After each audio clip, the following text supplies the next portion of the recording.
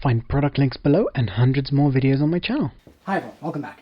So today I'm going to show you this really awesome ring light that I got from China, and there's a lot of stuff to go over on this, so I'm going to try and keep this quite quick. Now I don't know who makes this, but I just bought this on eBay for £35 or so, and I think this is absolutely awesome. I've wanted something like this for a really long time, and I've tried a lot of different things to get something that does this. And what this does is it diffuses light into a beautiful large ring light, and that's what I wanted for a really long time.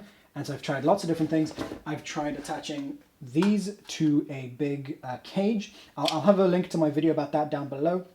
And that, was a nice result, but it wasn't a perfect ring, and it was heavy and expensive. So it wasn't the ideal setup, so I didn't end up using that much.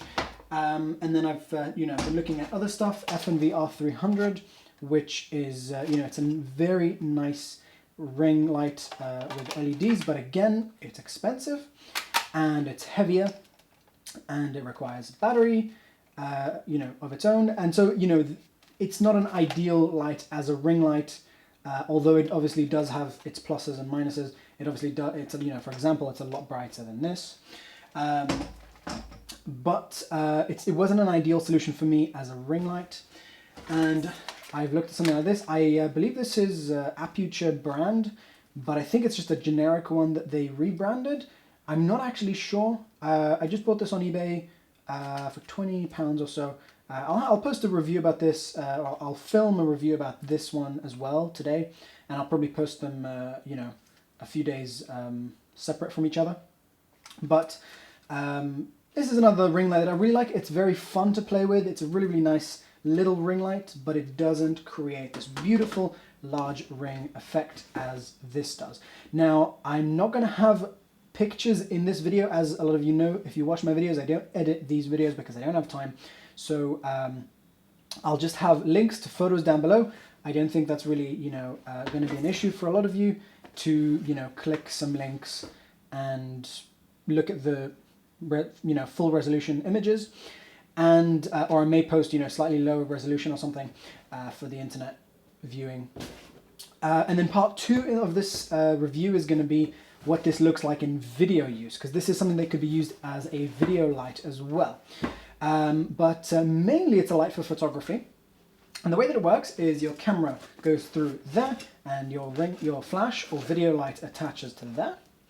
And it gives you this really, really beautiful large ring light. And the reason you need a large ring for creating that look is that basically the larger the ring, the further back you can be from your subject. So you don't have to use wide angle lenses in order to, or super close-ups, for example, in order to see those really beautiful rings in the eyes when you shoot a portrait with something like this. As well as the fact that it just creates a more pronounced look of a ring light. So the shape of the light on the person's face just has that magical little touch that you get from a large ring light. And so I think this is an absolutely gorgeous solution for both studio and for traveling.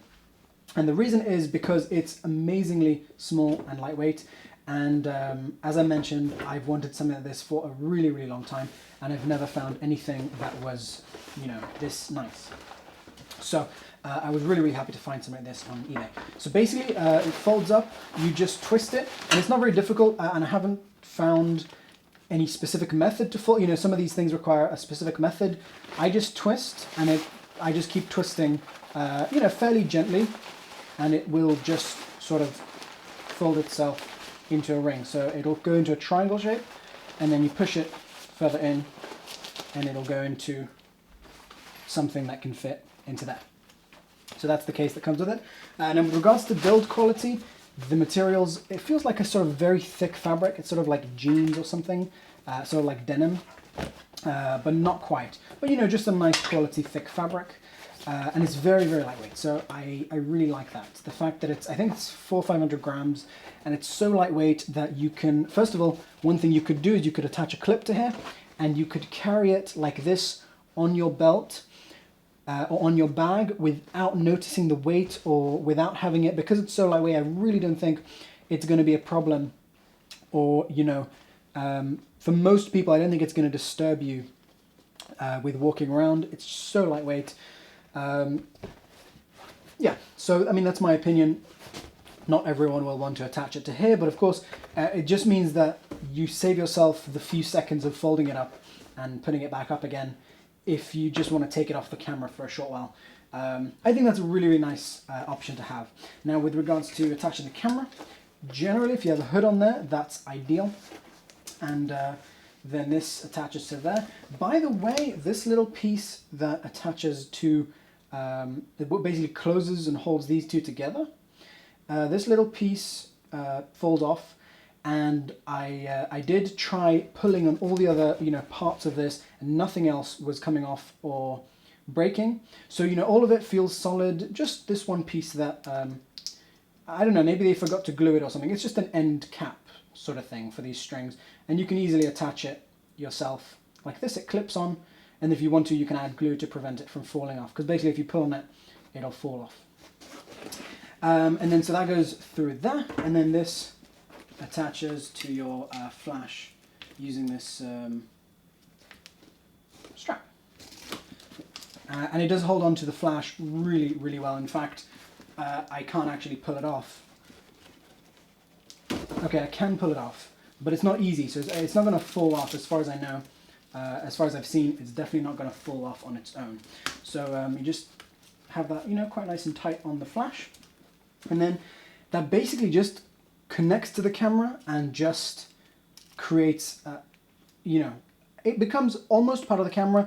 It does wiggle around a little bit, but because it's so lightweight, I just don't feel that it annoys me during shooting. And I am a person who would be bothered if something like this were to be getting in the way and annoying, but it doesn't. So, I think this will be, great for photography and very usable in video production if you're looking for that sort of ring light look for something.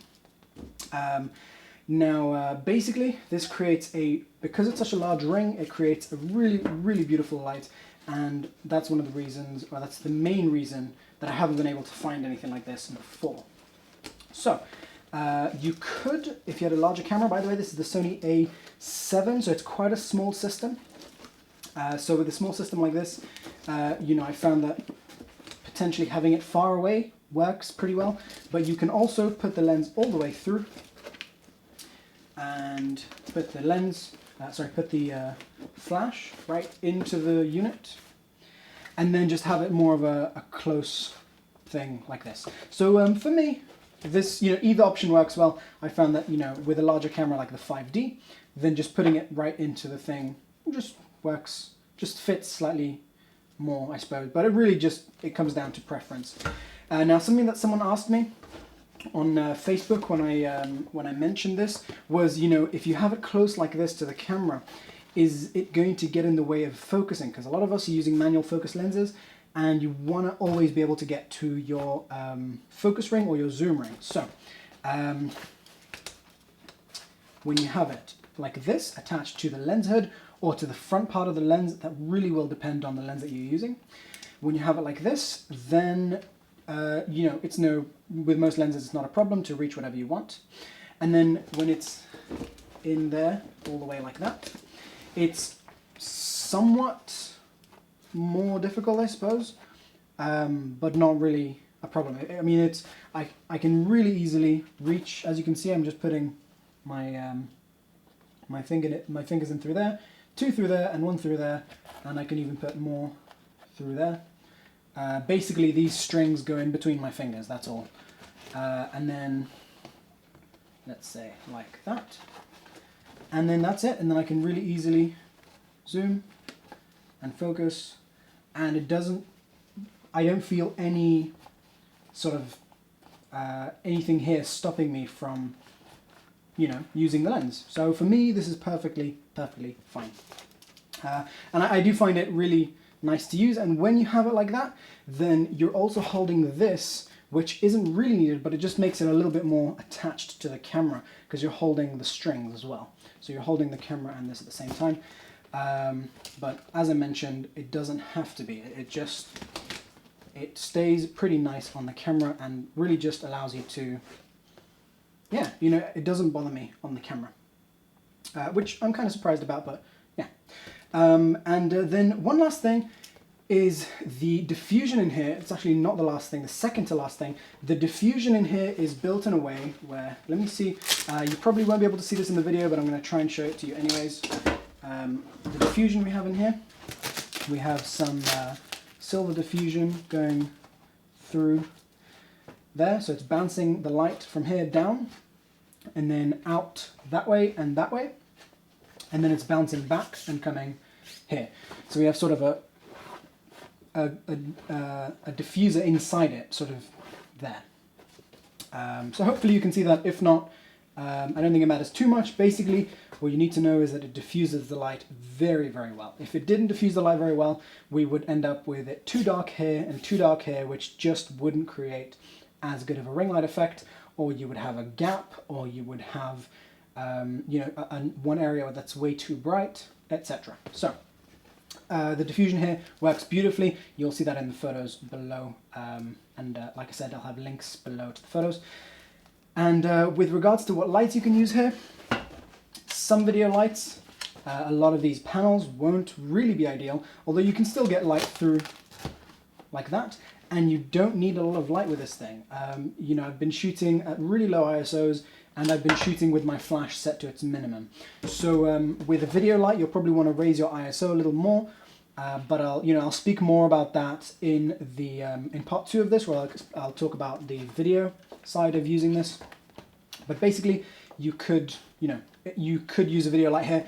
Potentially, you could cut into this, although that may not be ideal to cut into it. But if you do try and cut into it and check it with the video light, then it shouldn't be a huge issue to sew it back up, as long as you have some very basic sewing skills. That should be fine.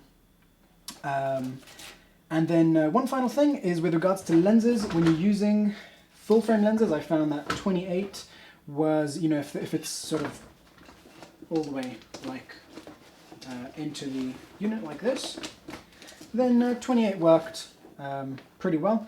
And if this thing moved sideways or something, then it would come into the image. But 28mm on full frame, when I had this sort of, into the unit like that, then that was perfectly fine. But super wide lenses will obviously, show the edges of this because they shoot super wide. So if you have a super wide lens, you may want to try and push it through further or something like that. I mean, the lens usability with this really will depend on the lens and camera system, but generally it works well from sort of 28 onwards. And so for those of you on crop, you're talking about sort of 18mm plus. And when I was shooting with the full frame and 35mm, which is one of my favorites, then it really didn't get in the way. Unless it was really sideways, then it would get into my image. But with a 35mm put in through like that, it was great. And then if you have it further out like that, then you'll probably want to go with something a little bit longer than let's see. Yeah, just hold on. So there we are at 28, and then we zoom in just a little bit. Actually, it can't zoom in because with this lens I was getting stuck. But if I zoom in to from really far away, zooming into a little bit past, as you can see, a little bit past 28, and I'm right the way back. I don't think you'll ever shoot like that. Let's actually do this properly. Put this through there, and yeah, just a little bit past 28, and we're avoiding any sort of vignette. So that's 28, and then that's a little bit past 28. So 35 maximum. But like I said, if you're pushed into the thing like that, then really it's quite alright in most camera settings. Most focal lengths. So I hope you found this helpful. I hope I've answered every question you might have about this. If not, do ask me in the comments. And I will have more videos about more ring lights soon. So thanks for watching. Don't forget to subscribe and check out my other videos. And I'll see you soon. Thanks for watching, guys.